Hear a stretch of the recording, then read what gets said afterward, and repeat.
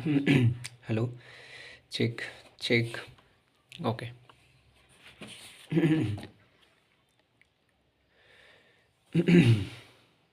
सो hello dear. आज के session में हम सभी क्लास 8 के कंप्यूटर सब्जेक्ट का चैप्टर 1 डिस्कस करने वाले हैं, जिसका नाम है आपका basic concept of computer network. Okay.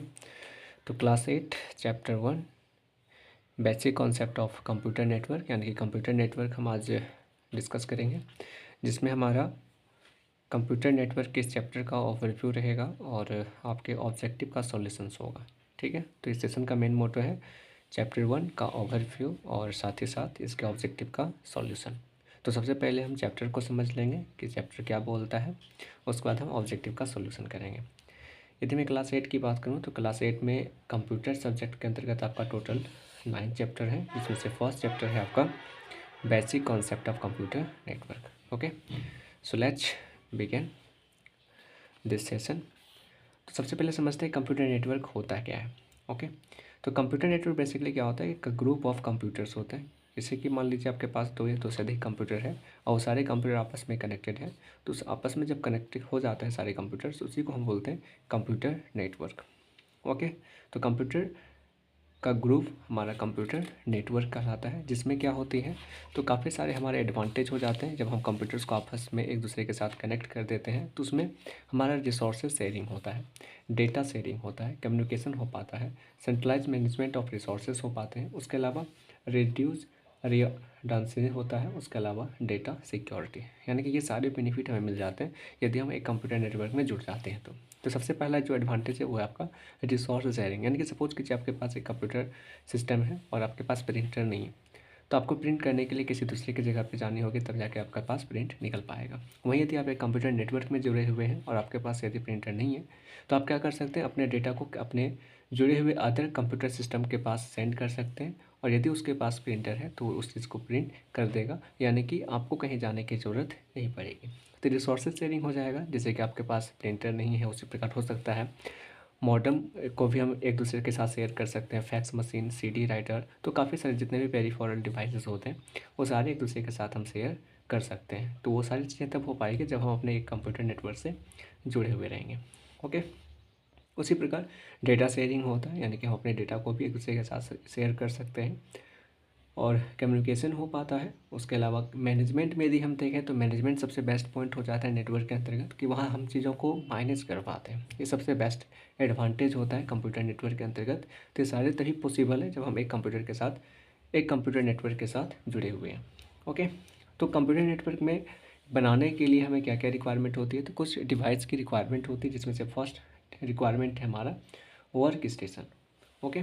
जिसमें से वर्क स्टेशन है, उसके अलावा सर्वर और मॉडेम। यदि ये तीन चीज़ें हमारे पास हैं तो हम एक कंप्यूटर नेटवर्क बना पाएंगे। ठीक है। तो सबसे पहले एक वर्क स्टेशन हो जाता है। वर्क स्टेशन बेसिकली क्या होता है, तो एक तरह का हमारे कंप्यूटर का जो सबसे मेन पार्ट होता है, यानी कि एक तरह से बोल सकते हैं कि मान लीजिए आपके पास 10 कंप्यूटर सिस्टम है, 10 कंप्यूटर सिस्टम में से किसी एक कंप्यूटर सिस्टम जो कि काफ़ी हैवी पार्ट है, उसके पास सीपीयू है, रैम है, प्रोसेसर्स है, तो उसको हम एक वर्क स्टेशन बना देते हैं। उसके अलावा जितने भी उसके आसपास कनेक्टेड होते हैं सारे कंप्यूटर, उसको हम क्लाइंट बना देते हैं। ठीक है। तो एक हम बोल सकते हैं कि एक हमारा मेन सर्वर होता है, उससे कनेक्टेड सारे कंप्यूटर को हम क्लाइंट बोल सकते हैं। ओके। और इन सारे कंप्यूटर्स को आपस में कनेक्ट करने के लिए इंटरनेट से हमें एक मॉडेम की ज़रूरत पड़ती है, जिसके थ्रू हम इंटरनेट से जुड़ पाते हैं। ठीक है। फॉर एग्जांपल यदि मैं बताऊँ आपको, तो सपोज कीजिए ये आपका एक कंप्यूटर सिस्टम है जो कि मेन सर्वर है, सबसे मेन है, और इसके साथ साथ आपके काफ़ी सारे कंप्यूटर जुड़े हुए हैं। ठीक है। तो ये सारे जो अदर कंप्यूटर्स हैं, कंप्यूटर 1 2 3 4 एंड 5, ये सारे आपके क्लाइंट कहलाएंगे, जो कि सारे कंप्यूटर इससे कनेक्टेड है। ठीक है। और बीच वाला जो मेन सबसे कंप्यूटर है, उसको हम बोल देते हैं सर्वर। ठीक है। जो कि मेन रोल लीड करता है वहाँ पे, इस वजह से इसको हम क्या बोलते हैं, सर्वर बोलते हैं। और ये सारे जो क्लाइंट हैं, यानी कि ये सारे जो अदर कंप्यूटर्स हैं, उसको हम क्या बोलते हैं, क्लाइंट बोल देते हैं। ओके। तो ये तो हमारा बेसिक रिक्वायरमेंट हो जाती है। उसके अलावा हमें और कुछ कंपोनेंट की ज़रूरत पड़ती है, जिसकी सहायता से हम क्या कर पाते हैं, तो ये सारे कंप्यूटर्स को आपस में एक दूसरे से कनेक्ट कर पाते हैं और अटैच कर पाते हैं। उसमें से सबसे पहला रिक्वायरमेंट जो पड़ेगी वो है हमारा NIC, जिसे हम नेटवर्क इंटरफेस कार्ड के नाम से जानते हैं। उसके अलावा hub, switch, repeater, bridge and router, तो ये सारे आपके नेटवर्किंग कंपोनेंट्स हो जाते हैं, जिसकी हेल्प से आप एक कंप्यूटर को दूसरे कंप्यूटर से कनेक्ट कर पाते हैं। ठीक है, यहाँ पे मैं देखूँ NIC क्या होता है, ये क्या रोल होता है इसका एक कंप्यूटर नेटवर्क में। तो NIC का रोल जो होता है वो होता है हम अपने कंप्यूटर सिस्टम को इंटरनेट से कनेक्ट करने की कैपेबिलिटी प्रदान करता है। ठीक है, यानी कि यदि हमारे पास NIC है तब हम इंटरनेट से कनेक्ट हो पाएंगे, एंड अदरवाइज नहीं हो पाएंगे। ठीक है, तो अधिकांश अभी जितने भी कंप्यूटर सिस्टम होते हैं उसमें क्या होता है, हमें NIC अलग से लगाने की ज़रूरत नहीं पड़ती है, वो इनबिल्ट आ जाता है, NIC उसी में इंक्लूड होते हैं। ओके, मैन्युफैक्चर कंपनी के द्वारा उसी में पहले से ही उसमें ऐड कर दिया जाता है। उसके अलावा यदि एक हब देखें तो हब क्या करता है, तो एक तरह से इस तरह से कुछ डिवाइस होता है आपका हब, जो आपके जो भी कंप्यूटर सिस्टम्स होते हैं एक कंप्यूटर को दूसरे कंप्यूटर से USB के माध्यम से हम क्या कर पाते हैं, तो कनेक्ट कर पाते हैं। ठीक है, जैसे कि यहाँ पे सर्वर है, ये क्लाइंट है, तो सर्वर को यदि क्लाइंट से कनेक्ट करनी है तो हमें हब की ज़रूरत पड़ती है। वहीं आपका स्विच भी होता है, ये सारे जितने भी कंप्यूटर सिस्टम्स हैं उन सारे कंप्यूटर सिस्टम को आपस में कनेक्ट करने के लिए हम स्विच का भी यूज़ कर सकते हैं एक दूसरे से कनेक्ट करने के लिए। उसके अलावा एक रिपीटर होता है रिपीटर क्या करता है, तो सपोज़ कीजिए कि आपका ये मेन कंप्यूटर हो गया और ये आपका क्लाइंट हो गया, इन दोनों के बीच का डिस्टेंस काफ़ी लंबा दूरी तक है। ठीक है, तो यदि लंबा दूरी तक है तो डेटा यदि कोई ट्रांसफ़र किया जाता है मेन सर्वर से क्लाइंट के पास, तो वहाँ पे क्या होगी कि डेटा स्लो भी जा सकती है। ठीक है, तो यदि स्लो परफॉर्मेंस ना हो, उसको फास्ट परफॉर्मेंस में हमें एक सेंडर से रिसीवर तक सेंड करनी है, तो बीच में हम क्या करते हैं, एक डिवाइस लगा देते हैं जिसका नाम होता है रिपीटर, जो क्या करता है इसके द्वारा भेजे गए डेटा को उसको बीच में रिपीट कर देता है, तो उसका जो स्पीड होती है वो सेम बनी हुई रहती है, उसी स्पीड के साथ वो जल्दी पहुंच जाता है अपने क्लाइंट की ओर, यानी कि अपने डेस्टिनेशन की ओर। सेम उसी प्रकार यदि क्लाइंट से फिर सर्वर में भेजनी हो तो फिर रिपीटर यहाँ पे काम करेगा, इधर से जो डेटा आ रही है सर्वर तक जल्दी उसको क्या करना, भेजना। ओके, तो रिपीटर एक बेसिकली क्या होता है, तो सिर्फ रिपीट कर देता है सिग्नल्स को और इसका कुछ काम नहीं होता है। कुछ इस तरीके से आपका रिपीटर होता है। उसके अलावा ब्रिज ब्रिज क्या हो जाता है, तो ब्रिज भी एक तरह से स्विच और हब के जैसा ही काम करता है, बट इसमें क्या हो जाता है, इन दोनों की तुलना में ज़्यादा हमारे पास स्विचेस होते हैं और काफ़ी बड़ी संख्या में हम इसका ब्रिज का यूज़ करते हैं। यदि हम लैन बनाते हैं, लोकल एरिया नेटवर्क बनाते हैं, तो वहाँ पे ब्रिज का अधिकांश यूज किया जाता है कंप्यूटर को आपस में कनेक्ट करने के लिए। उसी तरह एक राउटर होता है आपका, राउटर सबसे मेन रोल हो जाता है आपके कंप्यूटर नेटवर्क के अंतर्गत, चूँकि राउटर क्या करता है, तो जितने भी इंटरनेट सर्विस प्रोवाइडर होते हैं जैसे कि एयरटेल, जियो, BSNL, तो उन सभी से हमारा कनेक्ट कराने का काम एक राउटर का ही होता है। ठीक है, तो हम बोल सकते हैं कि इंटरनेट से जुड़ने के लिए जो हमें डेटा मिलती है वो डेटा हमें कौन प्रदान करता है, तो राउटर की हेल्प से हमारा हो जाता है। इसका काम क्या होता है, तो मेनली कंप्यूटर का ISP सर्विस से कनेक्ट कराना। क्लियर, तो ये सारे कंपोनेंट थे हमारे, कुछ उस कंपोनेंट को हमने देखा। उसके बाद हम देख लेते हैं टाइप ऑफ कंप्यूटर नेटवर्क। यदि हम कंप्यूटर नेटवर्क में आते हैं तो काफ़ी सारे कंप्यूटर नेटवर्क होते हैं, जैसे कि मेनली यदि मैं देखूँ तो 3 तरह के हो जाते हैं, एक लोकल एरिया नेटवर्क, एक वाइड एरिया नेटवर्क और एक मेट्रोपॉलिटन एरिया नेटवर्क। ये 3 जो होते हैं वो मेन हमारे नेटवर्क होते हैं। अधिकांश यदि मैं देखूँ तो लोकल एरिया नेटवर्क का यूज़ किया जाता है आपस में कनेक्ट करने के लिए छोटे छोटे जगह पे। ठीक है, लेकिन कंप्यूटर नेटवर्क यदि मैं देखूँ तो काफ़ी तरह के कंप्यूटर नेटवर्क होते हैं। इन तीनों के अलावा भी आप काफ़ी होते हैं, जैसे कि क्या हमारा पेन होता है, पर्सनल एरिया नेटवर्क, उसी प्रकार एक कैन होता है, कैंपस एरिया नेटवर्क, उसी तरीके से आपका सैन भी होता है, स्टोरेज एरिया नेटवर्क।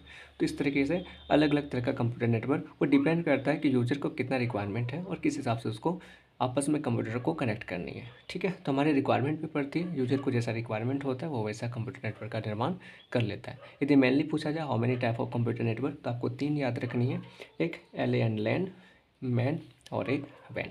ओके, तो समझ लेते हैं कि तीनों में होता है आखिर इन सभी अलग अलग नेटवर्क का क्या क्या एडवांटेज है। ठीक है, तो सबसे पहले समझ लेते हैं कि पैन क्या होता है, पर्सनल एरिया नेटवर्क, जिसका फुल फॉर्म हो जाता है। तो पर्सनल एरिया नेटवर्क में हम क्या करते हैं, कुछ कंप्यूटर सिस्टम को 10 मीटर के रेंज में यदि हमें कनेक्ट करनी होती है तब हम पैन का यूज़ करते हैं, यानी कि पर्सनल एरिया नेटवर्क का यूज़ करते हैं। जैसे कि सपोज कीजिए आपका पास एक मोबाइल फ़ोन है और एक आपके फ्रेंड के पास मोबाइल फ़ोन है, उन दोनों फ़ोन को यदि आपने वाईफाई के थ्रू या ब्लूटूथ के थ्रू आपने कनेक्ट करके रखा है, तो यहाँ पे भी आपका एक तरह का नेटवर्क बन जाता है, क्योंकि यहाँ पे 2 डिवाइसेस आपस में कनेक्ट हो चुके हैं। तो ये जो आपका नेटवर्क कहलाएगा वो आपका पर्सनल एरिया नेटवर्क कहलाएगा। उसी तरीके से 2 की जगह पे 4 भी हो सकते हैं, 6 भी हो सकते हैं, 10 भी हो सकते हैं, लेकिन इसका जो डिस्टेंस होगा वो आपका 10 मीटर के विथिन होगा, यानी कि 33 फीट के बिटवीन में। ओके, ये तो हमारा पेन हो जाएगा। यदि हम इससे ज़्यादा रेंज लेते हैं, 10 मीटर से यदि हम कुछ किलोमीटर तक यदि हम ले लें, ठीक है। तो यदि कुछ किलोमीटर तक हमें जाने हो तो वहाँ पे हम यूज़ करते हैं लैन, और अधिकांश ऑफिस में जो यूज़ किया जाता है नेटवर्क वो हमारा लोकल एरिया नेटवर्क ही होता है, ठीक है।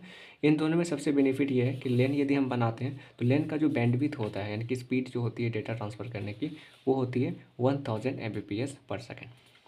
क्लियर है।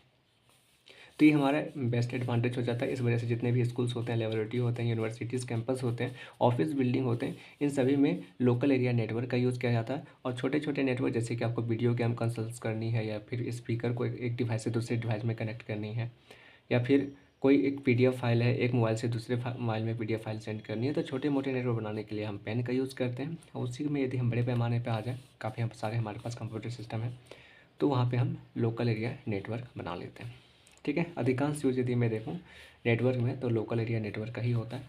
उसके बाद एक होता है मैन, ठीक है। मैन क्या हो जाता है, तो मेट्रोपॉलिटन एरिया नेटवर्क। इसका यूज़ हम करते हैं जब हम एक पूरे के पूरे सिटी को आपस में कनेक्ट करनी हो, ठीक है। यानी कि लैन का यूज़ हम क्या करते हैं, तो ऑफिस के अंदर, कैंपस के अंदर जितने भी कंप्यूटर सिस्टम है यदि उसको कनेक्ट करनी हो तो हम लोकल एरिया नेटवर्क का यूज़ करेंगे। लेकिन सपोज कीजिए पूरे के पूरे सिटी में जितने भी कंप्यूटर सिस्टम है उन सभी को यदि आपस में कनेक्ट करनी हो तो एक सिटी के अंतर्गत यदि मैं देखूँ तो काफ़ी सारे लैन हो जाएंगे, ठीक है। हर एक कैंपस का, हर एक ऑफिस का, हर एक बिल्डिंग का अपना अपना लोकल एरिया नेटवर्क होता है। तो उन सभी को यदि आपस में कनेक्ट करने हो यानी कि पूरी की पूरी सिटी को कनेक्ट करनी हो तब हम यूज़ करते हैं मेट्रोपॉलिटन एरिया नेटवर्क, ठीक है।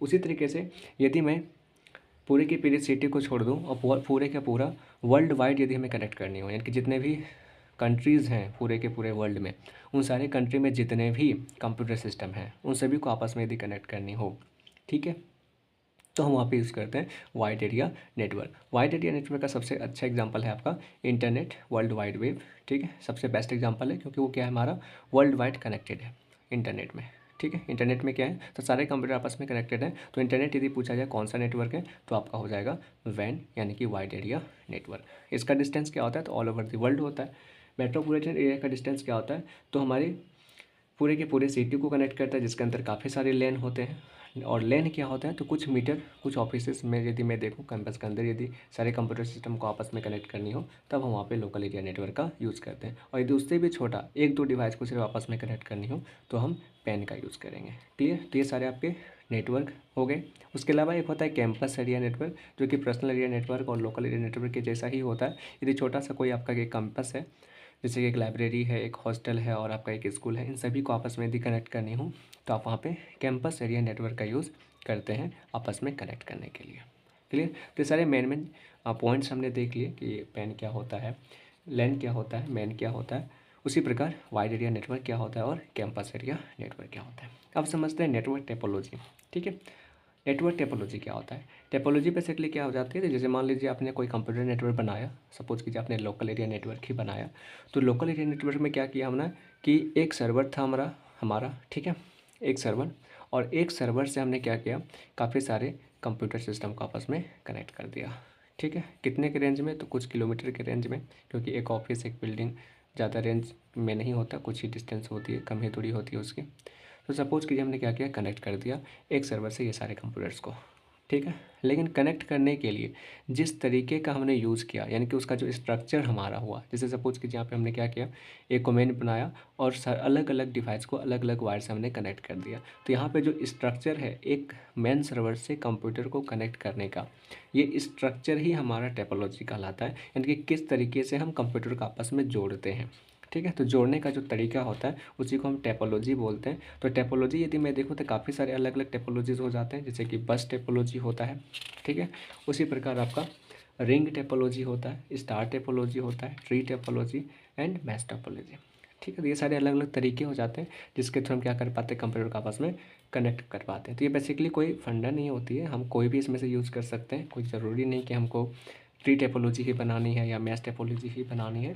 एज ए रिक्वायरमेंट, यूजर के रिक्वायरमेंट के अनुसार हम क्या करते हैं, टोपोलॉजी का यूज़ करते हैं। जैसे कि मैं बेस्ट टोपोलॉजी लूँ तो बेस्ट टोपोलॉजी में कुछ इस तरीके से आपका कंप्यूटर सिस्टम कनेक्ट होता है, जिसमें एक सिंगल से वायर जाता है और उस वायर से फिर छोटा छोटा वायर करके हम निकाल करके अलग अलग सिस्टम को आपस में कनेक्ट कर देते हैं। वही यदि हम रिंग टोपोलॉजी देखें तो रिंग टोपोलॉजी में क्या हो जाता है, तो एक रिंग के जैसा हमारा वायर पूरा घूम जाता है और उसी वायर के अंतर्गत हम अलग अलग सिस्टम को आपस में कनेक्ट कर देते हैं। उसी प्रकार स्टार टोपोलॉजी में कुछ स्टार टाइप का बना हुआ रहता है स्ट्रक्चर। उसी प्रकार ट्री टोपोलॉजी में कुछ ट्री के जैसा बना होता है, जैसे कि ट्री में हमारा सबसे मेन होता है एक तना, तना के अंदर काफ़ी सारे डाली होते हैं, फिर उस डाली के अंदर काफ़ी सारी टहनियाँ होती हैं। तो कुछ इसी तरीके से हमारा क्या किया जाता है, ट्री टोपोलॉजी के अंतर्गत कंप्यूटर को आपस में कनेक्ट किया जाता है। अब यदि मान लीजिए इसमें और कंप्यूटर को ऐड करनी है तो फिर यहाँ से ये निकल जाएगा, ठीक है। उसी प्रकार कुछ यहाँ से निकलेगा, कुछ यहाँ से निकलेगा, तो एक तरह से ट्री का स्ट्रक्चर बन जाएगा।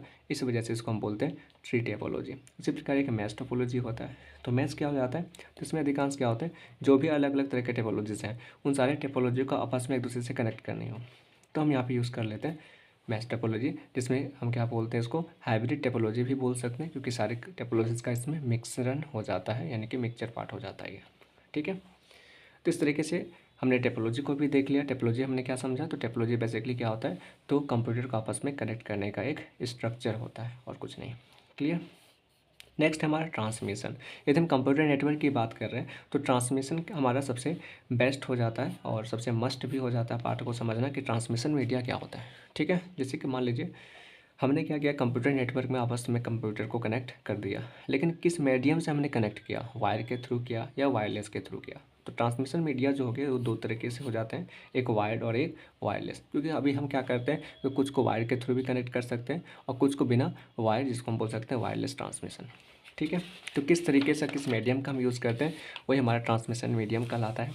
यदि हम वायर्ड मीडियम के अंतर्गत आएँ तो काफ़ी सारे अलग अलग वायर होते हैं, जैसे कि आपका ट्विस्टेड पेयर केबल होता है, कोएक्सियल केबल होता है और फाइबर ऑप्टिक केबल होता है। तो ये सारे आपके वायर्ड के अंतर्गत ये सारे अलग अलग वायर हो जाते हैं। तो इन सभी वायर का यूज़ करके हम क्या कर सकते हैं, तो कंप्यूटर नेटवर्क में एक कंप्यूटर को दूसरे कंप्यूटर से कनेक्ट कर पाते हैं, ठीक है। और इसमें से यदि मैं देखूं तो सबसे इजी वे में और सबसे अधिकांश जो यूज़ किया जाता है वो ट्विस्टेड पेयर केबल का यूज़ किया जाता है, और कोएक्सियल केबल का भी यूज़ करते हैं, बट इसकी तुलना में इसका ज़्यादा कॉस्ट होता है, इस वजह से कोएक्सियल केबल का ज़्यादा यूज़ नहीं करके हम ट्विस्टेड पेयर केबल का ही यूज़ करते हैं। और यदि मैं इन तीनों से मैं देखूँ सबसे हाईएस्ट कॉस्ट किसका जाता है, तो सबसे हाईएस्ट कॉस्ट आपका फाइबर ऑप्टिक केबल का ही जाता है, ठीक है। तो सबसे हाईएस्ट कॉस्ट में आपका आ जाता है fibre optic cable. Fibre optic cable जो है कॉस्ट में हाई रहने का रीज़न ये है कि इसका जो फीचर है वो इन सभी से मस्ट है, ठीक है। यानी कि इन दोनों से सबसे अच्छा यदि फीचर मैं देखूं तो वो आपका फाइबर ऑप्टिक केबल का ही होता है, क्योंकि एक लाइट टेक्नोलॉजी का यूज़ करता है डेटा को ट्रांसमिट करने के लिए, और बहुत ही कम समय में बहुत ही ज़्यादा डेटा को यानी कि क्या कर पाता है, ये एक जगह से दूसरी जगह ट्रांसमिट कर पाता है। क्लियर। तो इसका हाई रेट होने की वजह से ही, हाई रेट ट्रांसमिशन होने की वजह से ही इसका जो कॉस्ट होता है वो इन सभी की तुलना में इसका ज़्यादा रेट हो जाता है, ठीक है। हालांकि कम रेट और स्मूथली तरीके से रन करवाना, ये सारी चीज़ें अवेलेबल हो जाती है हमारे ट्विस्टेड पेयर केबल में। इसलिए अधिकतर ऑफिस में यदि हम देखेंगे तो ऑफिस हो गया, बिल्डिंग्स हो गए, स्कूल्स हो गए, लाइब्रेरी हो गए, अधिकांश हमारा ट्विस्टेड पेयर केबल का ही यूज़ किया जाता है। यदि मैं ट्विस्टेड पेयर केबल में आऊँ तो ये दो तरह के हो जाते हैं, एक STP और एक UTP। STP मतलब क्या हो गया, तो शिल्डेड ट्विस्टेड पेयर केबल, और UTP मतलब हो गया अनशिल्डेड ट्विस्टेड पेयर केबल। तो डिपेंड करता है यूज़र पे वो किस तरीके का लगाना चाहता है, तो वो अपना यूज़ कर सकता है। ये सारे वायर यूज़र पे ऊपर डिपेंड करता है। यदि हाई कॉस्ट में जाना चाहता है तो ऑप्टिक केबल भी लगा सकते हैं, ठीक है। नॉर्मली यदि निकालनी है कि बस काम हो जाने चाहिए तो ट्विस्टेड पेयर केबल का भी यूज़ कर सकते हैं। क्लियर। तो ये आपका हो गया वायर्ड मीडियम। अब यदि मैं आ जाऊँ वायरलेस में, तो वायरलेस में भी काफ़ी सारे अलग अलग पार्ट हो जाते हैं, जैसे कि हम ब्लूटूथ के थ्रू भी कनेक्ट कर सकते हैं, रेडियो वेव के थ्रू भी कनेक्ट कर सकते हैं, या फिर इंफ्रारेड के वेव के थ्रू भी कनेक्ट कर सकते हैं, और उसके अलावा वाईफाई, जिसके हम बोलते हैं वाईफाई टेक्नोलॉजी, सैटेलाइट लिंक। तो ये सारे जो मीडियम्स हो जाते हैं वो सारे मीडियम आपका वायरलेस के अंतर्गत आता है, यानी कि इन सभी से के थ्रू यदि हम कनेक्ट करते हैं तो यहाँ पे हमें वायर की ज़रूरत नहीं पड़ेगी, ठीक है। तो ये सारे कुछ अलग अलग मीडियम हो जाते हैं जिसके थ्रू हम क्या करते हैं, कंप्यूटर को आपस में कनेक्ट कर पाते हैं। बस ये था आपका चैप्टर 1 क्लास 8 का, जिसमें हमने समझा what is computer network and उसके अलग अलग तरह के फैक्ट्स के बारे में।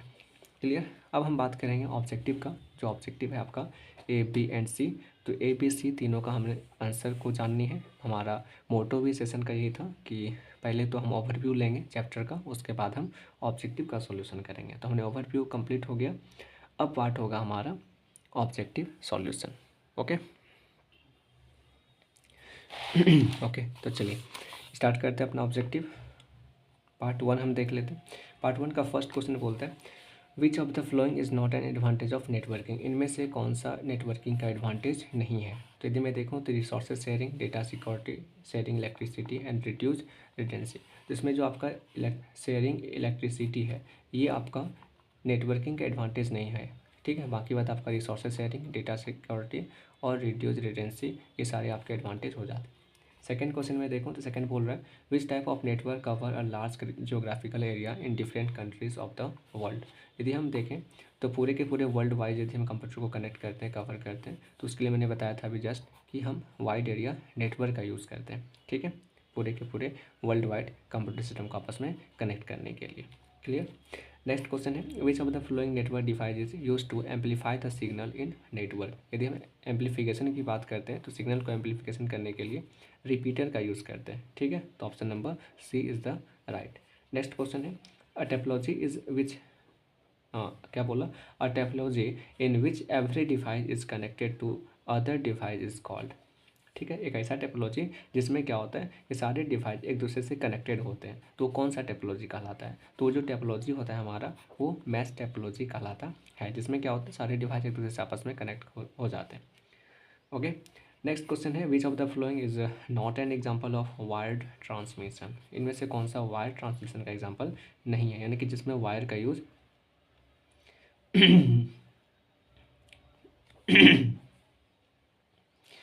तो यहाँ पे हो जाएगा आपका वाईफाई टेक्नोलॉजी, ठीक है। वाईफाई टेक्नोलॉजी में हमारा वायर का यूज़ नहीं किया जाता, इस वजह से ये वायर टेक्नोलॉजी, वायर ट्रांसमिशन नहीं है। बाकी बात आपका fibre optic cable, coaxial cable और ट्विस्टेड पेयर केबल, ये सारे आपके वायर ट्रांसमिशन के ही एग्जाम्पल हैं, ठीक है। नेक्स्ट टॉपिक है आपका फिल इन द ब्लैंक्स। इस पार्ट के अंतर्गत फर्स्ट क्वेश्चन है in networking individual computer that are connected to each other are called. तो हमें देखें तो इंडिविजुअल कंप्यूटर्स को आपस में कनेक्ट करने के लिए भी जस्ट मैंने बताया था मैश टेपोलॉजी होता है, तो इसका राइट आंसर हो जाएगा मैश टेपोलॉजी, ठीक है। नेक्स्ट क्वेश्चन है a dash is use to convert digital signal to analog signal and vice versa.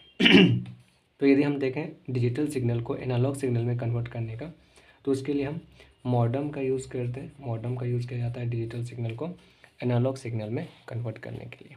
Next question है a dash is device that transfer data from one network to another in intelligent way. यानी कि एक network से यदि दूसरे network में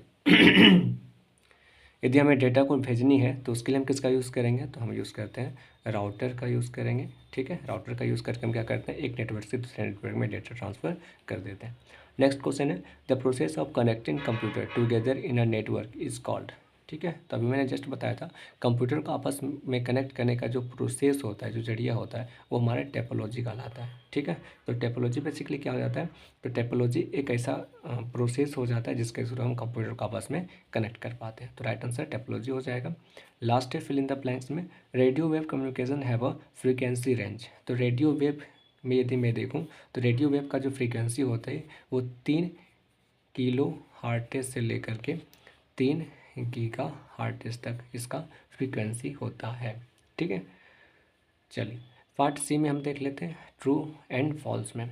first question है the speed of network depend on the capacity of server. यानी कि स्पीड जो होती है कंप्यूटर का वो डिपेंड करता है सर्वर पे, ठीक है। तो ये बिल्कुल भी हमारा फॉल्स हो जाता है क्योंकि सर्वर पे हमारा स्पीड डिपेंड नहीं करेगा, वो डिपेंड करता है हमारा आईएसपी पे कि आईएसपी का क्या बैंडविड्थ है। क्लियर, ये फॉल्स हो गया। नेक्स्ट है networking allow sharing of hardware resources. तो ये बिल्कुल ट्रू है क्योंकि यदि हम नेटवर्क का यूज़ करते हैं तो हार्डवेयर रिसोर्सेज को आपस में शेयर कर पाते हैं, बिल्कुल ट्रू है ये। नेक्स्ट है third number data transmission rate of optical fibre cable is slower then coaxial cable. यानी कि यहाँ पे बोल रहा है कि कोएक्सियल केबल की जो स्पीड है वो फाइबर केबल से ज़्यादा है, यानी कि कोएक्सियल केबल का स्पीड कम है और कोएक्सियल का ज़्यादा है। तो ये बिल्कुल भी फॉल्स है क्योंकि कोएक्सियल केबल का यदि मैं देखूँ तो सबसे फास्ट हो जाता है आपका कोएक्सियल केबल की तुलना में फाइबर ऑप्टिक केबल का। नेक्स्ट क्वेश्चन है Bluetooth technology are used in hand held device for transmission of data. यानी कि ब्लूटूथ डिवाइस का यूज़ हम करके क्या करते हैं हैंड हेल्ड डिवाइस को कनेक्ट करते हैं। तो बिल्कुल ट्रू है आपका, ये हो जाएगा। Satellite link uses multiple microwave frequency, ठीक है। तो ये भी आपका एक तरह से क्या हो जाएगा, ट्रू हो जाएगा। तो इस तरीके से हमने देख लिया A B एंड C तीनों पार्ट हमारा कंप्लीट हो गया। ये हमारा सेशन का मोटो कंप्लीट होता है। मिलते हैं फिर नेक्स्ट सेशन में। Have a nice day. जय हिंद।